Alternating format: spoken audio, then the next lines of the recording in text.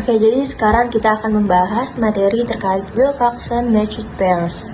Nah, sebelumnya, apa sih yang dimaksud dengan Wilcoxon-Matched Pairs ini? Nah, jadi uji Wilcoxon-Matched Pairs test ini adalah salah satu uji non-parametris yang digunakan untuk mengukur ada atau tidaknya perbedaan nilai rata-rata dua kelompok sampel yang saling berpasangan.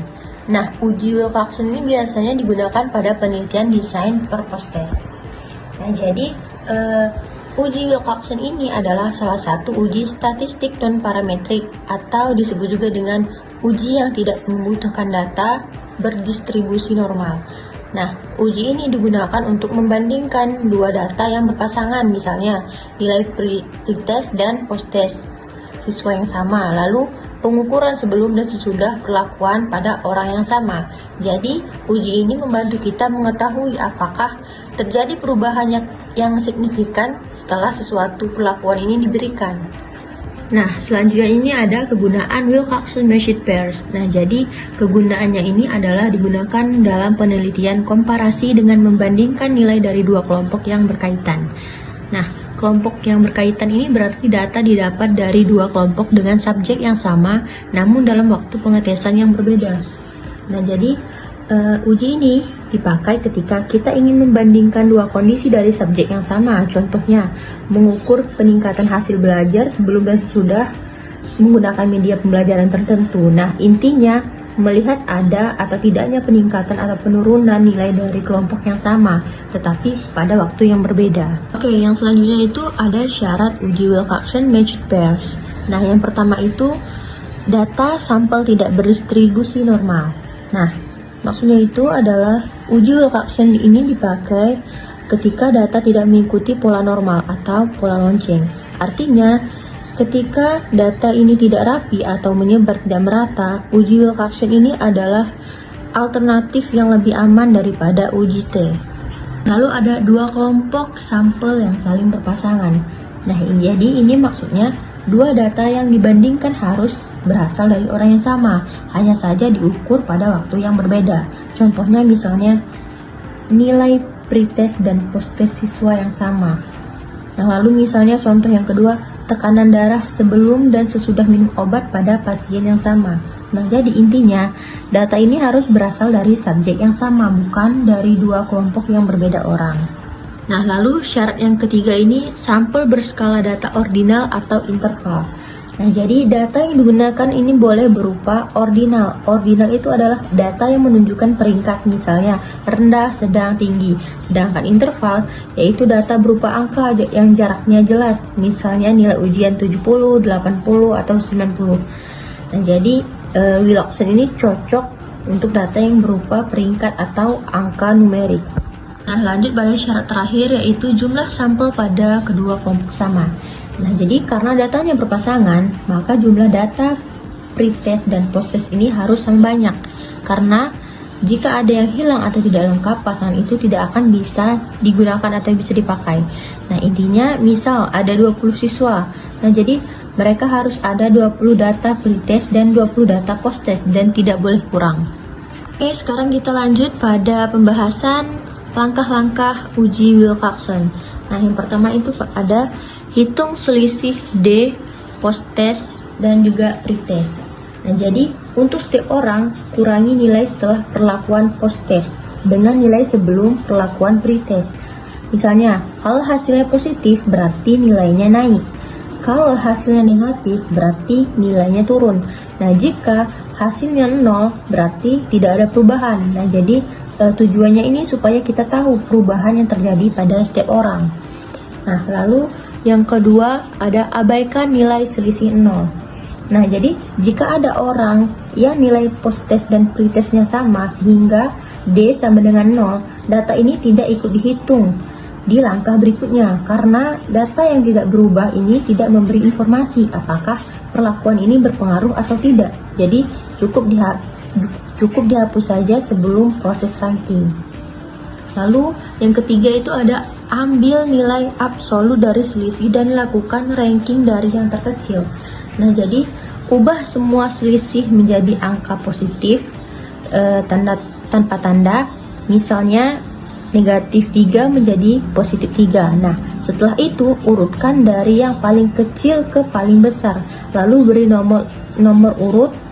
Nah, kalau ada nilai absolut yang sama, berikan rank rata-rata. Nah, tujuannya ini untuk memberikan bobot pada seberapa besar perubahan nilai. Lalu, yang keempat, ada berikan tanda positif atau negatif sesuai arahan selisih. Nah, rank yang sudah dibuat tadi perlu diberi tanda sesuai dengan tanda selisih awal. Nah, kalau D awalnya positif, maka rank yang diberikan ini tandanya positif. Kalau D awalnya negatif, maka rank yang diberikan ini juga akan negatif. Jadi, tanda ini penting agar kita tahu apakah perubahan ini lebih banyak naik atau turun. Yang kelima ada hitung jumlah rank positif dan rank negatif. Nah, jadi T positif ini adalah hasil penjumlahan semua rank yang bertanda positif. Sedangkan T negatif ini adalah hasil penjumlahan semua rank yang bertanda negatif. Jadi, dua angka ini akan menunjukkan total perubahan ke arah peningkatan atau penurunan mereka. Lalu, yang terakhir, ada nilai statistik uji Wilcoxon ini adalah dengan rumus T sama dengan min dalam kurung T positif, koma dan T negatif. Nah, jadi ambil nilai yang paling kecil antara T positif dan juga T negatif.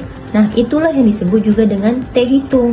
Nah, nilai T hitung ini adalah yang akan dibandingkan dengan tabel Wilcoxon atau digunakan untuk mencari p-value. Nah, jadi jika T hitung ini kecil dan lebih besar, kemungkinan perubahannya ini dianggap signifikan. Oke, sekarang kita akan lanjut praktek uji Wilcoxon dengan menggunakan Excel. Selanjutnya, kita akan melakukan pengujian dari Wilcoxon Matched Pairs Test, yang dimana pengujian ini dilakukan untuk mengetahui apakah terdapat perbedaan yang signifikan antara nilai pretest dan post-test siswa setelah diberikan perlakuan pembelajaran. Oleh karena itu, hipotesis di sini dirumuskan dengan hipotesis 0 yang menyatakan bahwa tidak terdapat perbedaan signifikan antara nilai pretest dan post-test siswa, sedangkan hipotesis alternatifnya menyatakan bahwa terdapat perbedaan signifikan antara keduanya. Baik, di sini kita sudah ada data nilai pretest dan post-test dari 32 siswa, yang dimana pertama kita harus menghitung selisih antara nilai post-test dan pretest pada masing-masing siswa dengan cara nilai post-test dikurang dengan nilai pretest. Kita klik sama dengan nilai post-test dikurang dengan nilai pretest. Kemudian kita klik enter. Lalu kita drag sampai ke bawah untuk mendapatkan semua hasil.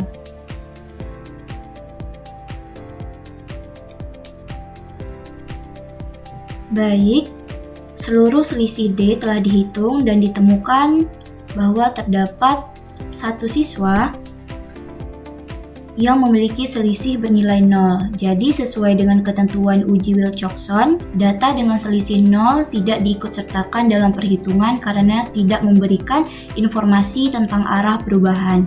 Jadi dengan demikian, jumlah pasangan data yang digunakan dalam uji ini menjadi 31.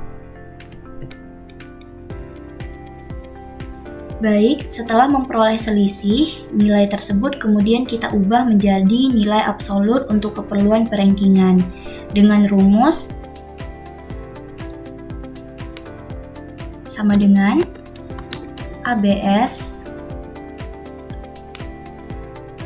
buka kurung, lalu masukkan data selisih tadi, kemudian kita tutup kurung, lalu kita tekan enter. Lalu dari sini kita dragkan sampai ke bawah.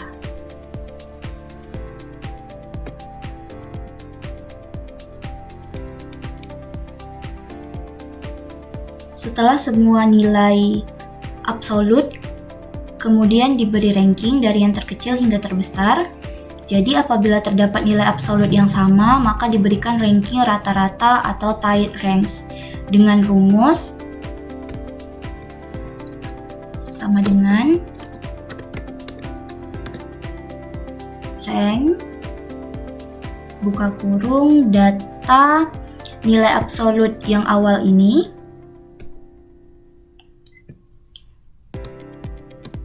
titik koma,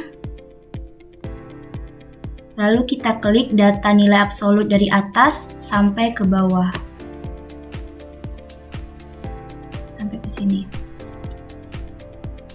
Baik, setelah itu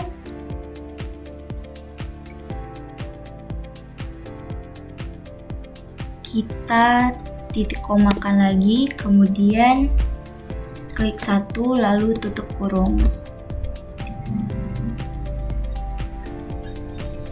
Lalu kita tambahkan, kita buka kurung, klik countif, nah ini, lalu kita buka kurungkan, dan kita klik lagi data nilai absolut yang awal, lalu titik 2, lalu kita klik lagi data nilai absolut yang awal ini, lalu titik koma, kemudian kita klik lagi data nilai absolut yang awal ini.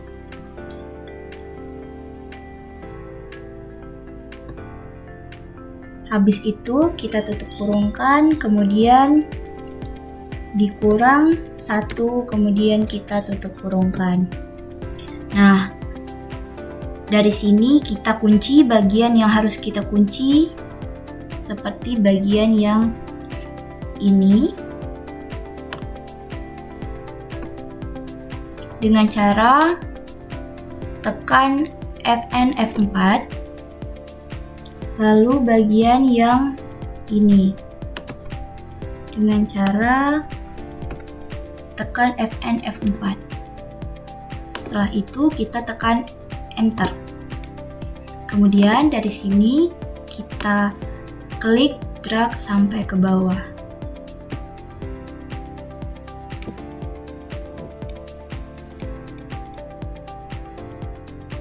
Baik, setelah itu kita akan menentukan tanda positif dan negatifnya. Jadi setiap ranking ini kemudian dicocokkan kembali dengan arah selisih awal, yang dimana nilai selisih yang positif dimasukkan ke kelompok ranking positif, sedangkan nilai selisih yang negatif dimasukkan ke kelompok ranking negatif, dengan cara sama dengan if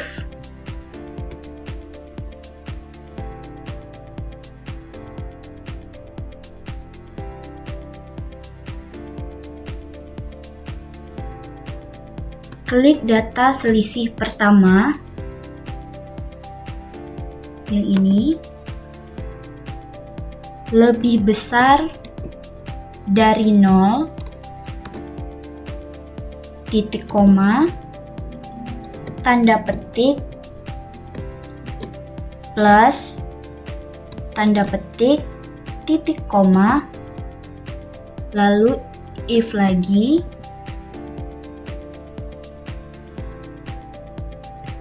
dalam kurung data selisih pertama ini lagi lebih kecil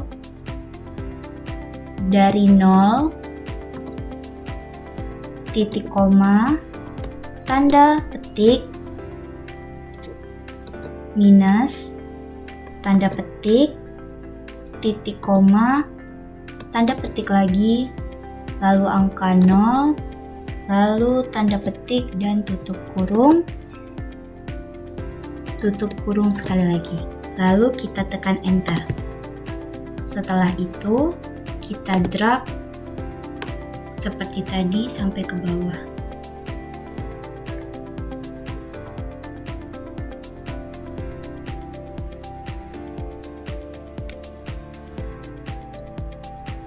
Setelah nilai selisih, nilai absolut, dan ranking serta tanda plus minusnya sudah kita dapatkan.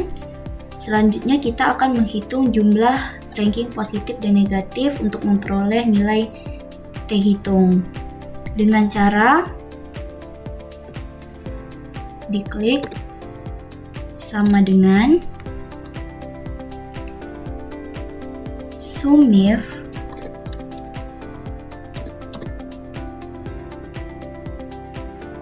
klik tabel tanda positif ini,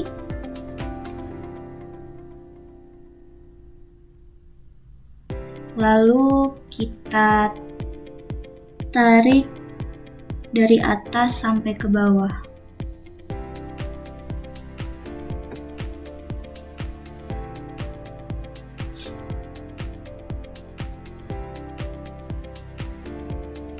Kemudian titik koma, tanda petik, plus,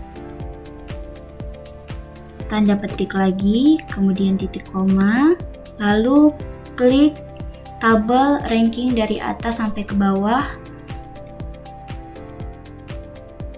yang ini sampai ke bawah,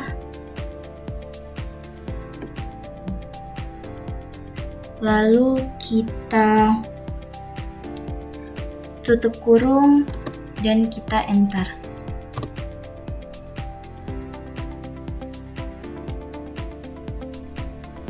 Begitu juga untuk menghitung T negatif. Kita klik sama dengan sum if, buka kurung, lalu klik tabel tanda positif atau negatif ini dari atas sampai ke bawah.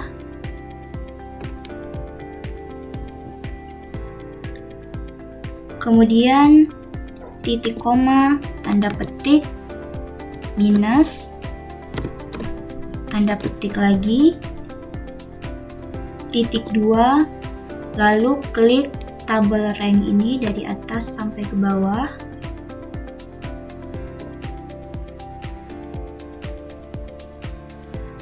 Kemudian kita tutup kurung, lalu kita enter.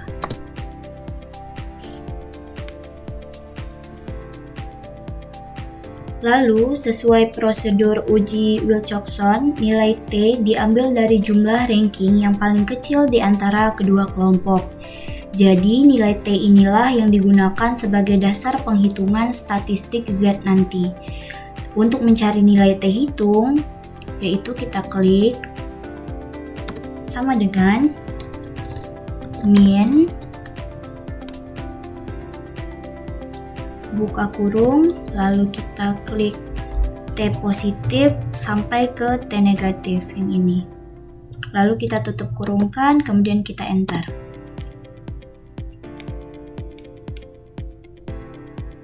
Sesuai dengan ketentuan uji Wilcoxon, data dengan selisih 0 tidak diikutsertakan dalam perhitungan karena tidak memberikan informasi tentang arah perubahan. Jadi dengan demikian, data kita yang awalnya 32 ini, karena terdapat satu data yang memiliki selisih 0, jadi di sini nilai N-nya 32 dikurang dengan 1. Lalu kita tekan enter, jadi nilainya jumlah pasangan data yang digunakan dalam uji ini menjadi 31. Lalu untuk menghitung rata-rata T dengan cara klik sama dengan buka kurung nilai N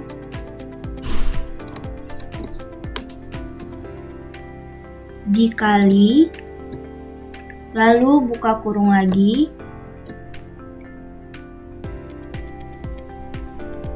lalu klik lagi nilai N ditambah 1, tutup kurung, lalu kita bagi dengan 4.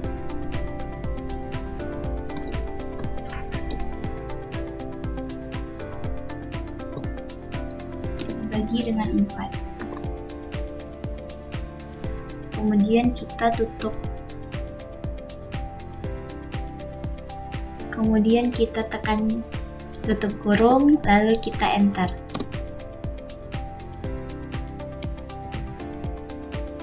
Kemudian, untuk menghitung standar deviasi T, kita gunakan rumus klik sama dengan SQRT buka kurung nilai N dikali buka kurung lagi nilai N ditambah 1 lalu tutup kurung, kemudian dikali buka kurung 2 dikali nilai N ditambah 1, kemudian kita tutup kurungkan, lalu dibagi dengan 24. Lalu kita tutup kurungkan lagi, baru kita enter.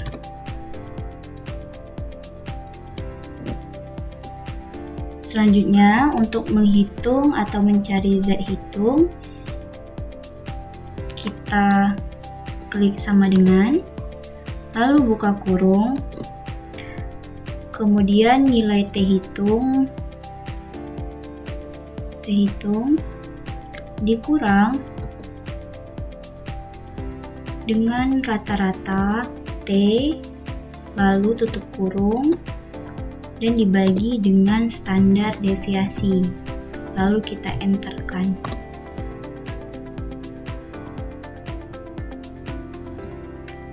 Nah, nilai Z-tabel ditentukan berdasarkan taraf signifikansi yang digunakan pada pengujian.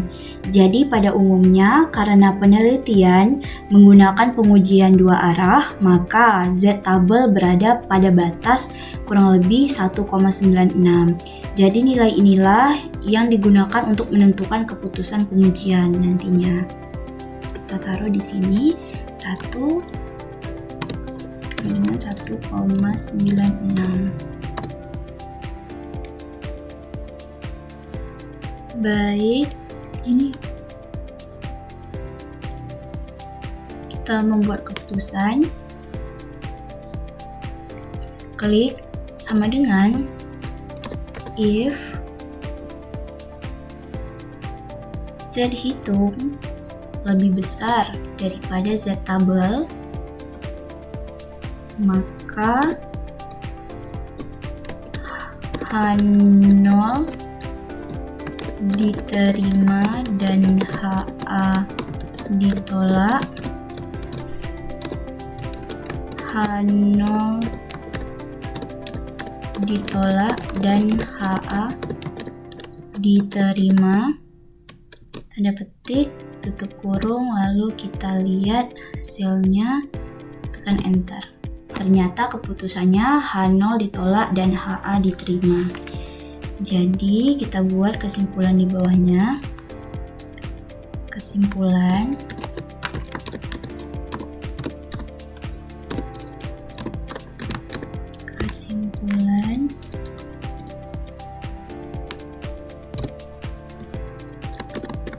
jadi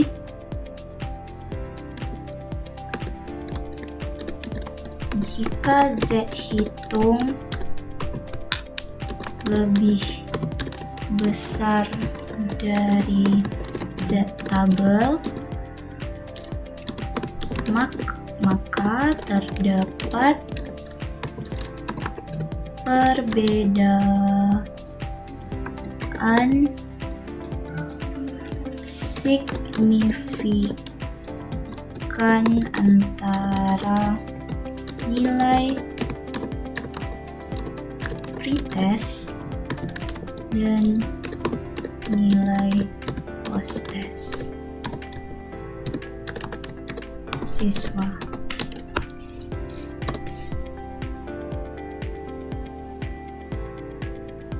Sekian uji Wilcoxon Matched Pairs Test yang sudah kami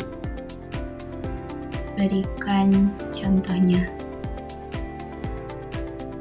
Baik, di sini kita akan memulai uji Wilcoxon dengan menggunakan aplikasi SPSS, di mana uji Wilcoxon ini bertujuan untuk mengetahui ada atau tidaknya perbedaan yang signifikan antara dua sampel yang saling berpasangan. Nah, data yang digunakan dalam uji ini idealnya adalah data berskala ordinal atau interval. Nah, karena uji ini merupakan bagian dari statistik non-parametrik, maka data tidak perlu berdistribusi normal. Uji ini digunakan sebagai alternatif dari paired sample t-test, khususnya ketika data tidak memenuhi asumsi normalitas. Nah, hipotesis penelitian yang dianalisis melalui uji ini dalam kasus yaitu apakah terdapat perbedaan yang signifikan antara nilai pretest dan posttest siswa setelah menggunakan media pembelajaran X. Baik, langsung saja kita ke langkah-langkahnya, yaitu ada input data, menginput data nilai, dan analisis data, dan output SPSS. Baik, di sini kita akan memilih variabel view, di mana pada kolom name kita isi dengan pre, dan kolom kedua kita isi dengan post. Pada kolom tipe, biarkan dalam bentuk numerik. Pada kolom width, biarkan bernilai 8. Pada kolom desimal, ubah menjadi 0, baik itu pre maupun post. Pada kolom label, kita tuliskan pretest untuk variabel pre. Dan posttest untuk variabel post. Sisanya dibiarkan tetap seperti pengaturan awal. Berikutnya kita pindah ke bagian data view. Nah, di sini sudah tersedia dua kolom yaitu pre dan post. Nah, untuk kolom ini kita masukkan nilai pretest dan posttest yang sebelumnya telah disiapkan di Excel. Caranya, kita buka aplikasi Excel,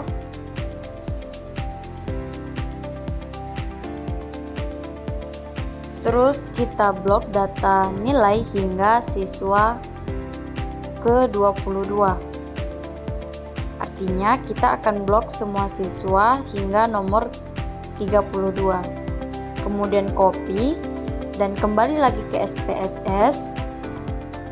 Dan kita paste ke kolom pre dan post di SPSS.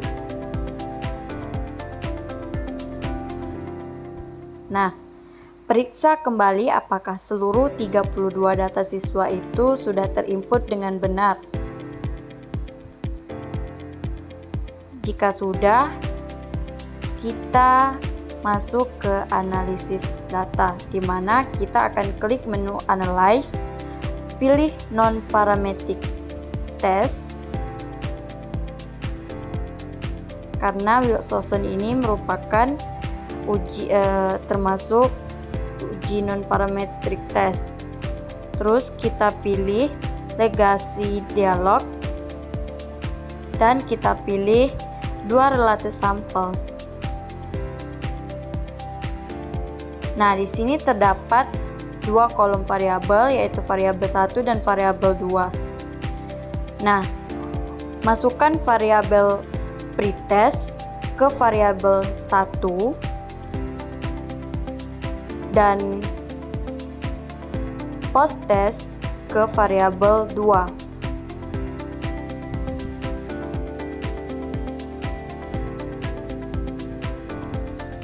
Nah, pada bagian tes tipenya, pastikan pilihan Wilcoxon sudah tercentang.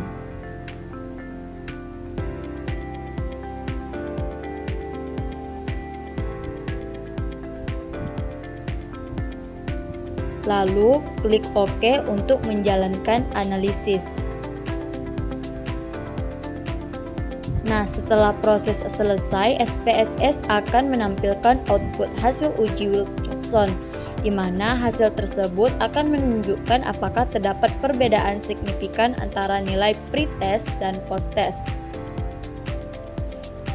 Berdasarkan hasil uji Wilcoxon yang dihitung secara manual dan hasil uji yang ditampilkan oleh SPSS, keduanya menunjukkan hasil yang konsisten pada perhitungan manual. Nah, jumlah ranking positif T positif adalah 402 dan jumlah ranking negatif T min adalah 125. Sehingga nilai T yang digunakan adalah 125 karena merupakan nilai terkecil.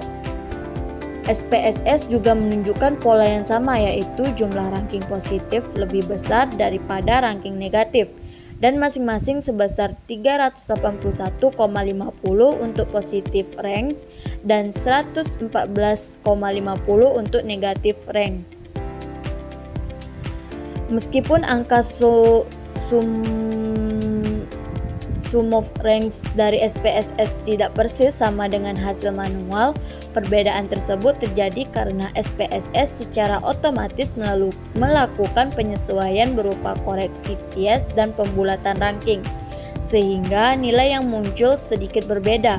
Namun demikian, baik perhitungan manual maupun SPSS menghasilkan nilai Z yang hampir sama, yaitu min 2,41 dan perhitungan manual dan min 2,622 pada SPSS. Nah, kedua nilai tersebut sama-sama menunjukkan bahwa nilai Z hitung lebih besar dari Z tabel, yaitu 1,96. Jika dilihat dari nilai mutlaknya, dengan demikian baik perhitungan manual maupun hasil SPSS memberikan kesimpulan yang sama, yaitu terdapat perbedaan yang signifikan antara nilai pre-test dan post-test siswa. Nah, perbedaan ini menunjukkan bahwa nilai post-test secara umum lebih tinggi dibandingkan nilai pre-test. Terbukti dari jumlah ranking positif yang lebih banyak dibandingkan ranking negatif. Sekian pemaparan materi dari uji Wilcoxon menggunakan aplikasi SPSS. Cukup sekian, terima kasih.